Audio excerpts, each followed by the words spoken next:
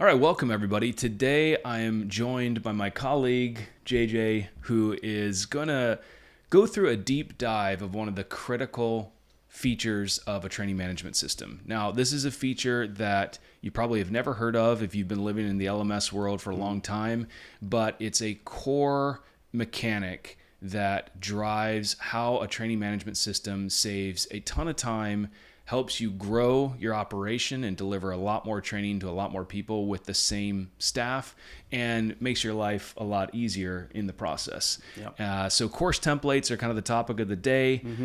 We are broadcasting, as always, from our intergalactic headquarters in Edinburgh, Scotland. It's a beautiful, crisp day outside, not raining. Don't believe everybody what they say about the weather. It's that it's not always it's raining. Not that bad, you know.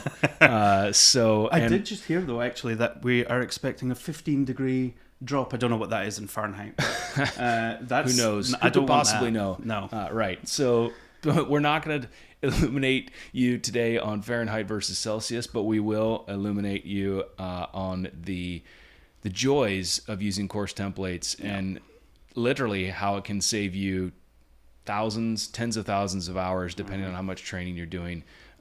So bring the sunshine, JJ. Absolutely. Well, yeah, I mean, it is, there's course templates are really the core of what we're talking about here, because, you know, this focus on classroom is what's most important to us at Administrate. You know, we serve all training, but classroom is really our bread and butter.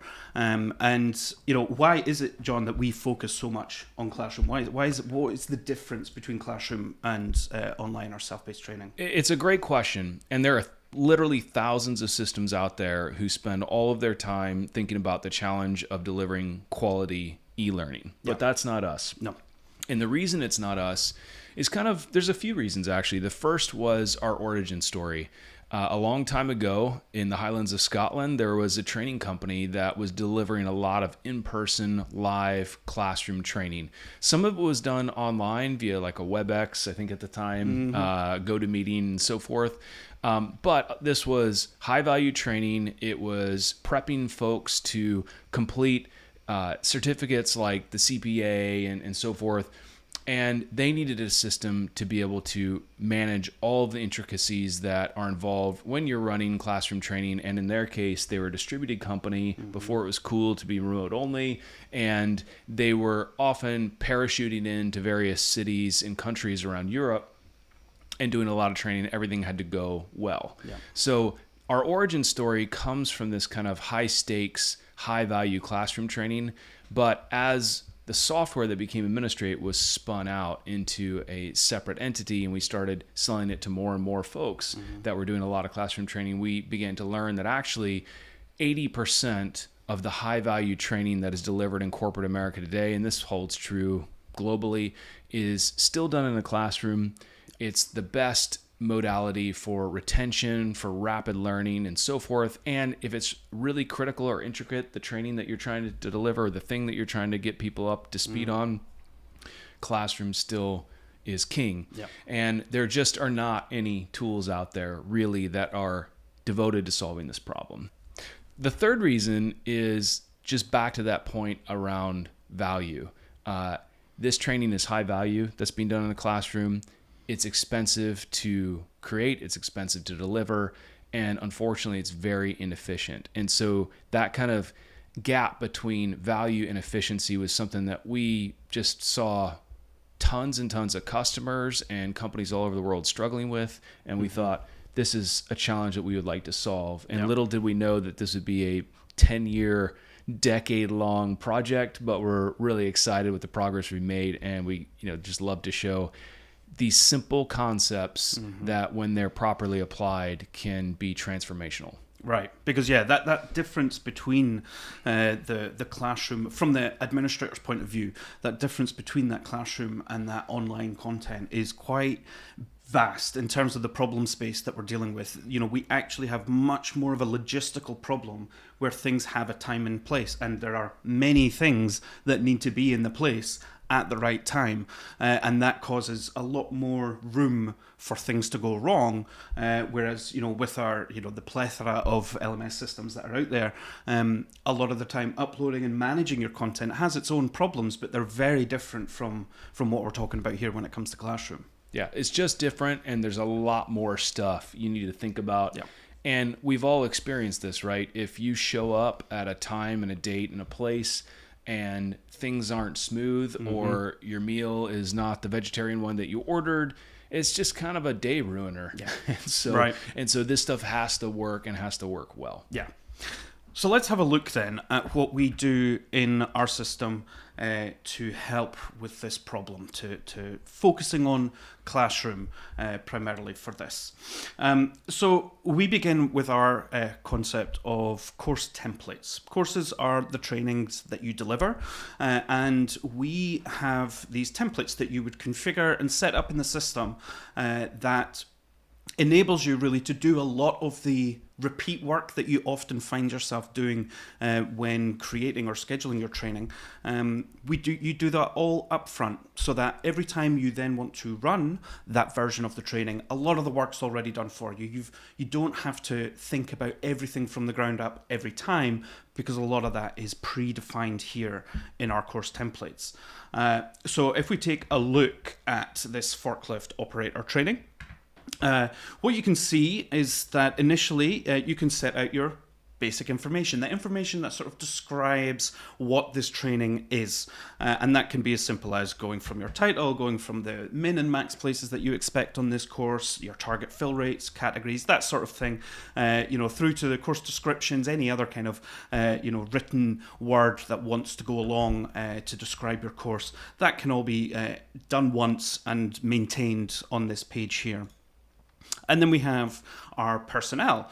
So what we're looking at here is who's actually approved to do this training, who's qualified, who are the typical trainers that we rely on to do this particular training. And we can list them all here, regardless of where they are, because important to remember at this point, when we're dealing with this definition of our course templates, we're not talking about something that's this point in time or that location.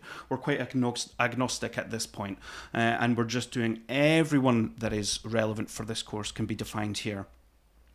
And you can also set up, some task workflows, which are a feature that we have here that really helps reduce that burden of needing to remember what you need to do when you're actually then building out these events and putting these out into the world.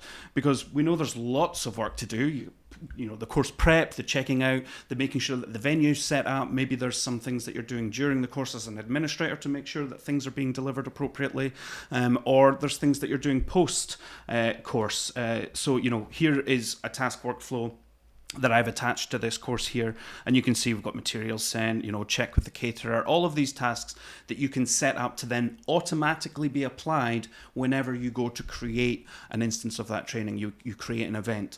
And you'll notice here as well that what we have is these are created with offsets, so you can have the due dates be relative to when the event starts or when the event ends, so you can remember that 5 days after the event I need to send out the post-event survey.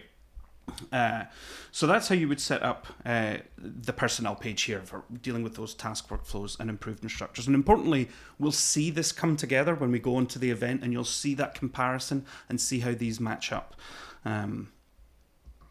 So a couple of common questions that we get when we're showing this to people.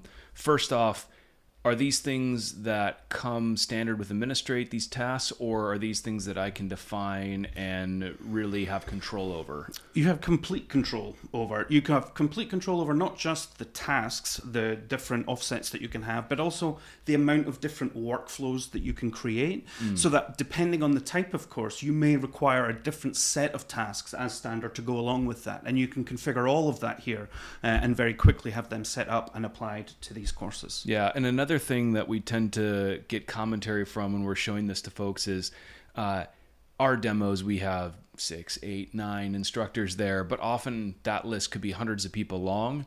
And imagine that complexity exploding out as you're trying to do training, maybe all over the world, maybe in multiple markets and so forth.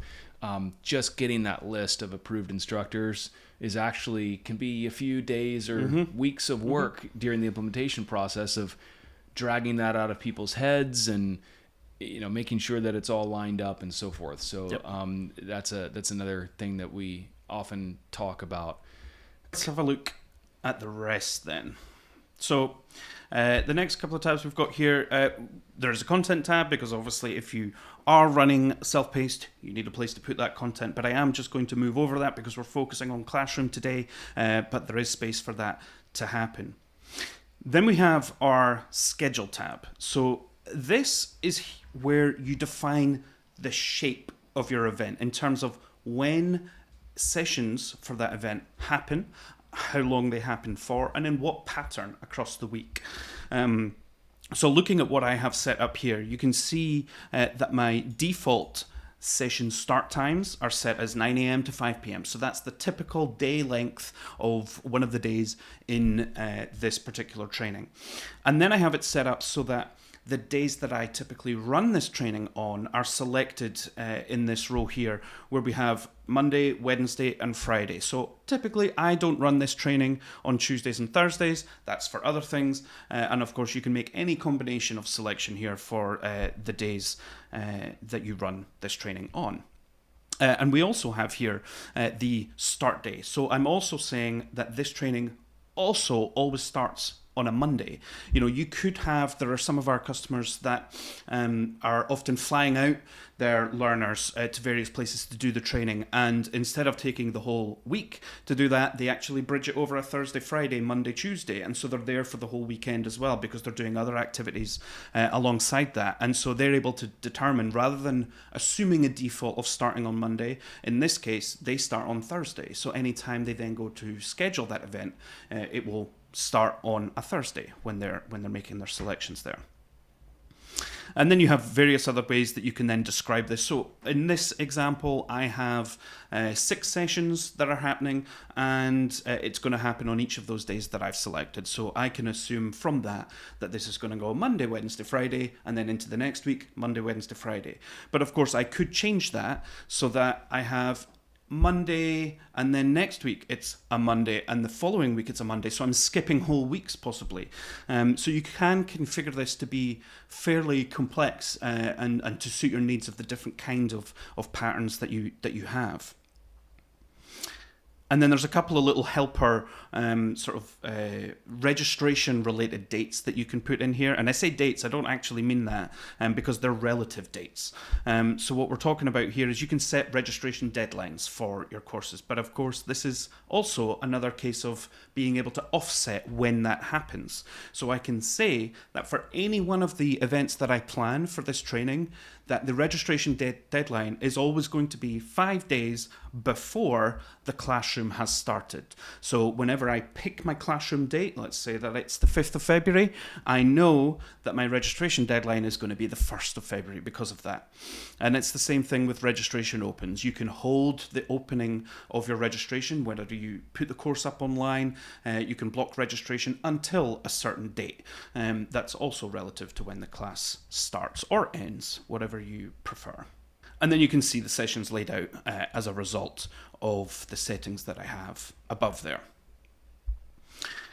And then let's have a look at our resources. So in our resources in the course template, what we're trying to do here is define what is required for that training to happen. In most cases, we're going to need a room to be able to conduct this training in. And often there's other specialized equipment that might be required for that training to happen. And we can set it up here where we are defining how many of those things are required and for what sessions. So because we know that we have 6 sessions here, that's just, we're applying them to them all. We need a room and we need a couple of forklifts for this particular training. But if we were to just have a look at that to see how that works, maybe for some reason we also need an augmented reality headset in there. And actually, I probably am going to need 4 of those. But actually, it's just for the final session because we're doing something different on that day. We can make those selections and configure that all from here on the course template, and then again you'll see that as we get to creating our events and seeing how that information comes across and really helps you do the setup there. Finally, on the last 2 tabs here, we have various options for setting up your finances, whether or not you use them. You have your public and private pricing and other ways like training passes for you to be able to get those learners onto that. John. And just as a reminder, we've got an entire separate video talking about different business models. Oh, yeah.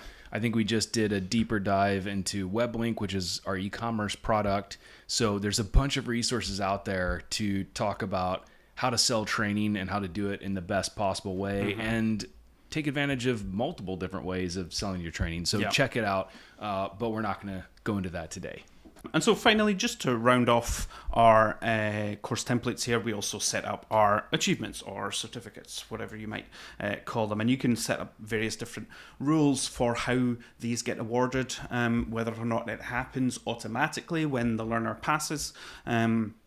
But that's that section there. So you can set up the entire course template with all of that information, and you really only need to do that once. We typically, you would be doing minor updates here and there as your course develops over time. Maybe you're updating some of the descriptions, maybe it's some new trainers that you've got on board, or changing some of the content in the case of self-paced.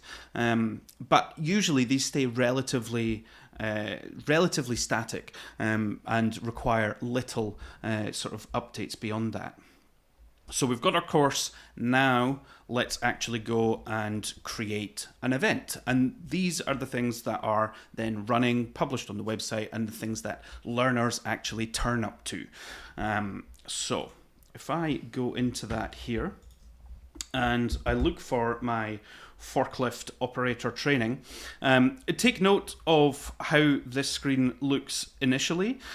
So we've got various fields out here. They're all empty. And if you can also see at the bottom of the screen, because we don't yet know what kind of course this is, it's looking at Classroom and LMS. Now, of course, we set up that course template with a Classroom schedule. So when I select that, you can see that the LMS part goes away. It's left with the Classroom schedule, and some of the information that we've got on the course template has already then pre-populated into this space. So a lot of that work has been done for me already. And all I need to do at this point is do the point in time and place information, because that's what's unique about this particular event. So let's put it in Boston. You'll notice that the tax and time zone has automatically been applied there also, because Boston has been set up with that in the system. And then we have our start date that we want to fill in for the event here. And as you can see on this calendar, it's not a standard calendar, but what we have is that we've highlighted those days that you've selected from the course template in this calendar as a reminder of what that pattern was. And if you'll remember, we had the Monday, Wednesday, and Friday highlighted as our days, the pattern of that course there. And we also have selected Monday as being the start day that we typically run this event on. And you can see that reflected here in the selections and the highlights that are being made in this calendar. So I can go ahead and I know that I can safely select the 23rd. I know what's going to happen. The sessions are going to fill out on the Wednesday and Thursday, and it's going to go for 2 weeks. And I get some confirmation here that there are in fact 6 sessions that have been created for this event.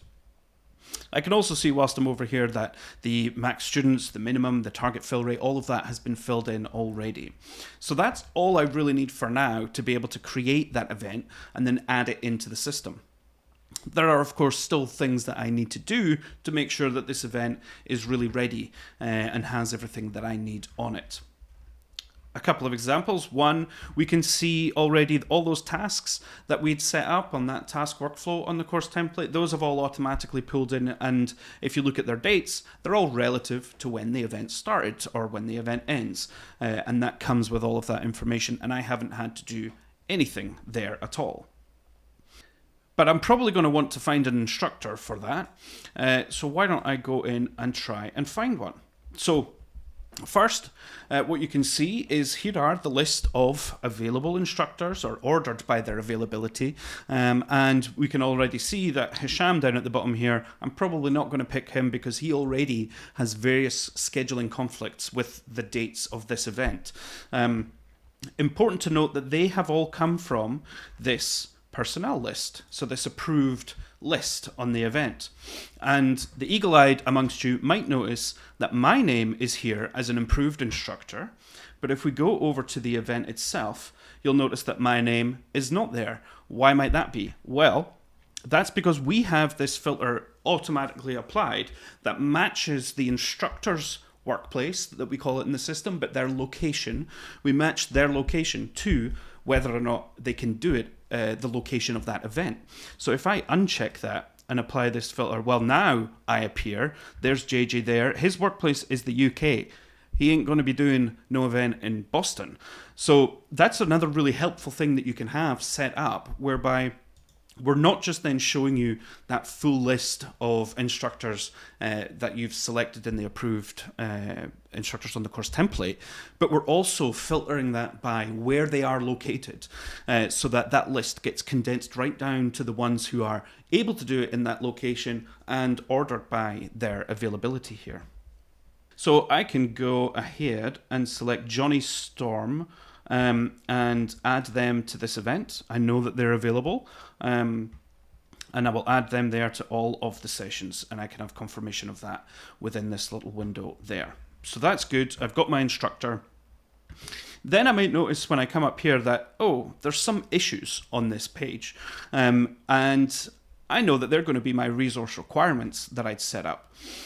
So we've got this helpful reminder always at the top of the page if there's anything going wrong that I'm alerted to. So if I go over to look at my sessions, I can see through this table that yes, indeed, I am required to add 2 forklifts to all of the sessions here and get a room onto the sessions there for those to meet the requirements that I'd set up in the course template.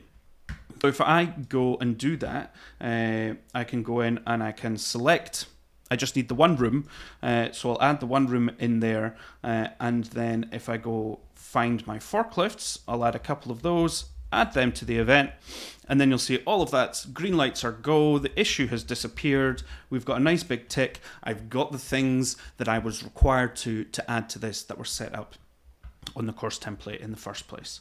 And so at this point, you're now beginning to fill out all of the things that are actually required, the place and time things, making sure that the instructors are available to be able to do this.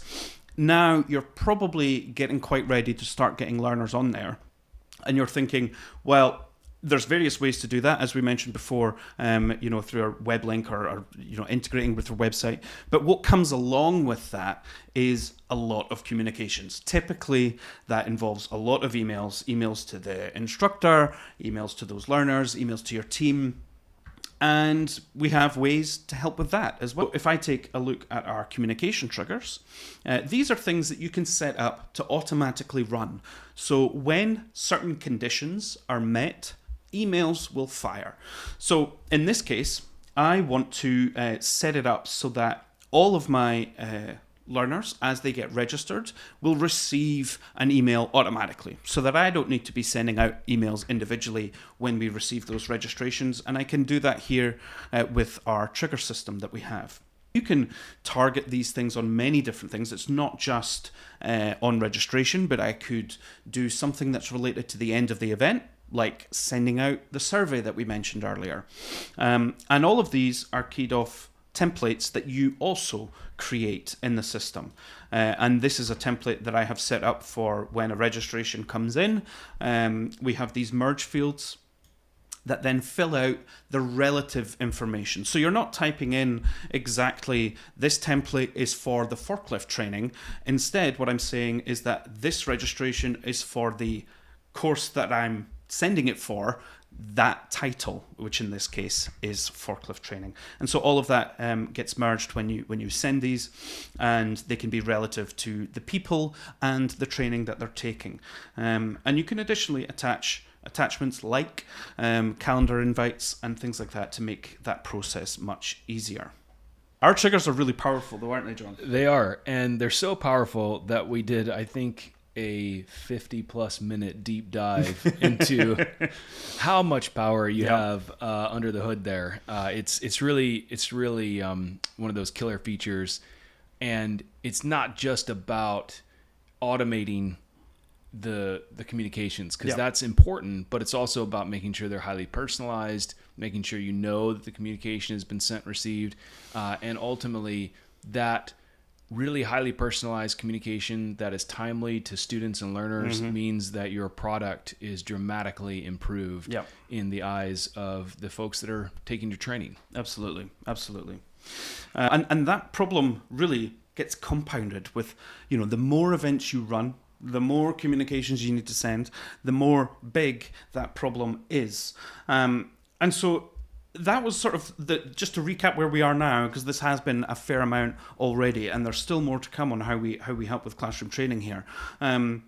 But so we have our templates, we set them up, we set up the definition of that training, and then we can go and run versions of that. All of that information's pulled forward. I'm helped as I'm setting up those events so that I don't need to recall that information. And we have these triggers, these systems that are in place for sending out all of the communications. That's just for one event. What if actually I want to send out or create many events? I've got a whole quarter that I need to plan for. And well, again, this is another topic that we've covered a lot recently, but we have our scheduler tool that helps you build out an entire quarter's worth, an entire year's worth of training in a location that you're delivering in. And you're able to add in all of your courses. And again, that information that we have on the course template is respected once more on this screen. So if I add in my forklift training in here, just to show you as an example, I'll just add in 3 for now. What we'll be able to see is, again, it's pulled through that information, that the scheduling information that we'd set up on the course template. So I can see the pattern of the days that are set out, and I can see that I've got 6 sessions here that I can now just move around on my canvas here and put into the right date that I want it to be, and of course assign various instructors. And importantly, it has also, if I move a little bit over to the side, you can see that it's also pulled in that resource requirement there for the forklifts. So I need to add those to this schedule, and then you can begin to work with it. And so that's a really powerful tool for building out when you're doing that bulk planning of lots and lots of training.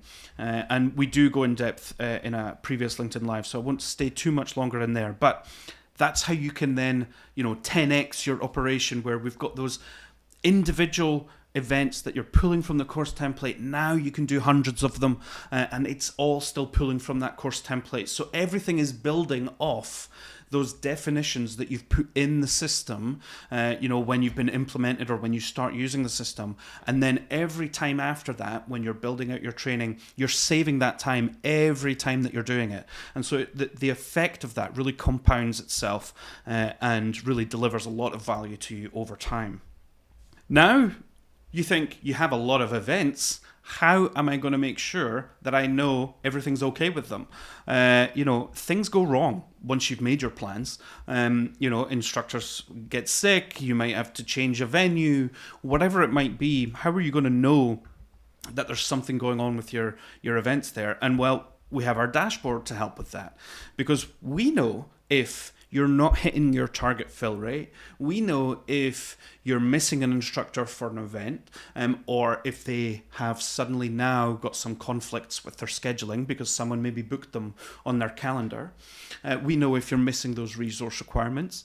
And we surface all of that information on the dashboard so that when you start your day, you can see, here are the problems that I need to fix. Or when you're going through the sort of delivery check that you do maybe 2 weeks or a month before the delivery date of the events that are upcoming, you can look through the list and go, well, we've not hit our fill rate here for this one.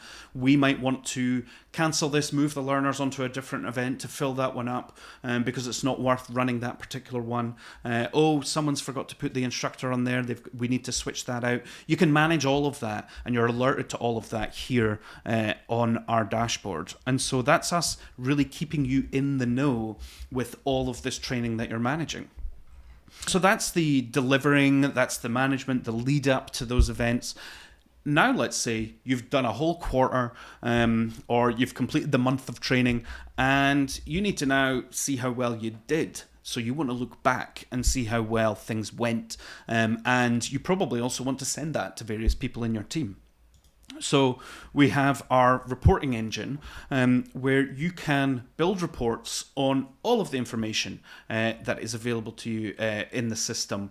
And you can build whatever you like in these. And this is a really powerful part of our system for building out all of these kind of different reports. So here's an example that I have of just looking at the fill rate of the events that ran last month. And I say last month because this is a relative report, as in next month it'll be looking at this month. So it's not looking at particularly at August, it's just looking at the previous month. And you can set this up for various different fields that are important to you.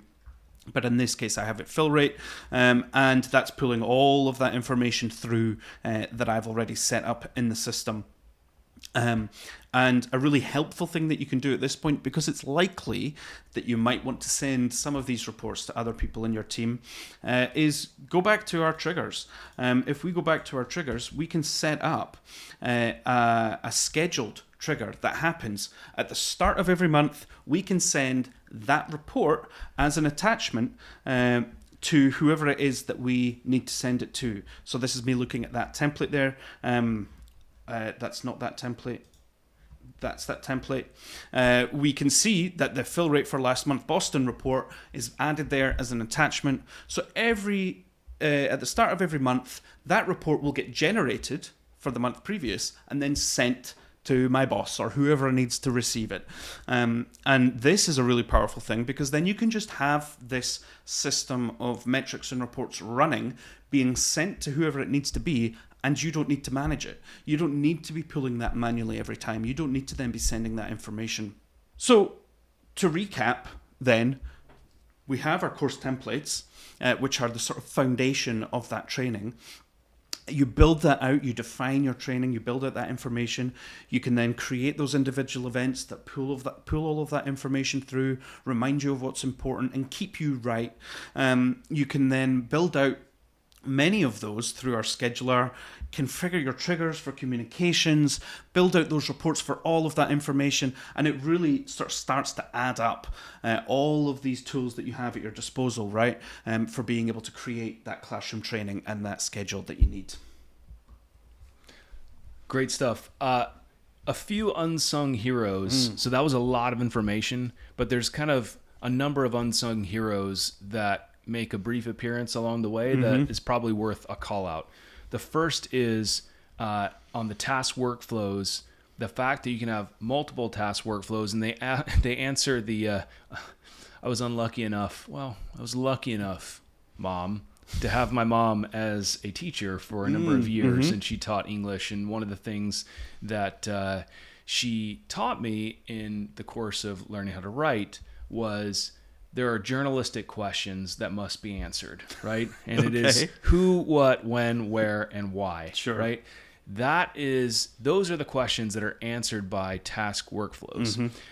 Not only are you setting up what needs to be done and when it needs to be done relative to the event, and if you're running 25 of the same event, it can be very easy to miss ordering a meal or cleaning the classroom or whatever it is. But they are also assigned to the people responsible. That's right. And it's one of these small, tiny features that we don't spend a lot of time talking about. But imagine you go from having to do some sort of team stand-up or status meeting a few times a week to you just log in, everybody logs in, and you see all the things that you have to do. Or maybe you're sick or you're out next week or whatnot. You can reassign all those things, or you forget to do that. And your colleague can log in and see what's assigned to me and, get that stuff taken care of. So that's kind of unsung hero number one. I think unsung hero number two is the calendar integration feature, which is available in the Essentials edition of Administrate because it's essential. Yeah. And, it's great to see when we're flashing this up the screen, who's available and who's not. But imagine if you didn't have that, you not only have to go find a list of people who can teach this, which may or may not be out of date, you then need to start trolling through calendars. Maybe you've got access to their calendar. Maybe you don't. Maybe you know who they are and, you can find their email address and look them up very quickly in the directory. Maybe it's difficult because you might not have access to some view of another country that you're trying to help out with and so forth. There's a lot of things that can go wrong, and that process can take potentially an hour or two. You're writing down, okay, JJ's available, looks great, but then you kind of leaf through the entire period of the course, and 2 months down the line, JJ's on a 2-week holiday. So that type of stuff is really difficult, and the computer can just solve that for you, and it's really transformational. Another unsung hero, I think, is around this idea of issues happening and they crop up, and let's not forget, you can plan out the best schedule of all time, and 2-3 days after you've done that, things have gone wrong. And it's inevitable. It is so difficult to find out where those problems exist unless the system is kind of helping you in the background. Absolutely. So that kind of the 4 pillars of training management, and should be 4 pillars of training management systems, are around planning. We want to help you plan things as quickly and easily as possible. Scheduling, whether that's an event by event or en masse. There is the communication aspect, not only to your students, but also to your stakeholders, i.e. instructors and so forth. And then ultimately the issue resolution, and then downstream from that, all the reporting and automation that needs to happen. Another unsung hero. So another unsung hero of this whole process is the idea that the template is there to help you as much as possible, but it's not there to put you into chains and into jail and say it always has to be done this way. You are still in control. You can override these things. You can make decisions. You can alter the plan, whatever. And actually, that's a key thing when you're trying to deliver high quality training, which is sometimes you need to deviate from the normal template and the standard. Some of our customers even have reports that they will run, which say, what percentage of our training went according to the template. And they track that. And it's not a punitive thing. It's just how standardized have we been, and where are the rough spots, and where do we need to maybe make some adjustments? So sometimes you need to, particularly I think in that sort of private training world, often you have to make adaptations and changes to suit that particular client, or in fact because of various scheduling conflicts that you just couldn't get around, so you need to change how the session layout happens for that particular event. You have complete control. Another key report that a lot of customers will spend time analyzing and so forth on a monthly or quarterly basis is around utilization, resource utilization. We showed you fill rate, but also resource utilization. Do I need to get more resources? Where are my bottlenecks? All of these types of challenges that crop up when you're trying to run a complex classroom training operation. That's right. Maybe we should just call it a classroom training operation, because they're all complex in their own way. Sure. And so, course templates, kind of the bedrock fundamental feature that just doesn't exist in other learning tools or products. And that's what sets a training management system apart. So, that's it. My name's John. This is JJ. Yes. And we've enjoyed this. If you have questions, hit us up on LinkedIn. send in an email, get in touch, or check out all the other videos that we have out there. And really, it's just about here at Administrate. Our goal is to make the life of the training administrator much, much easier, more predictable, more meaningful, and more focused on the real job, which is delivering high quality training to students everywhere. Yep.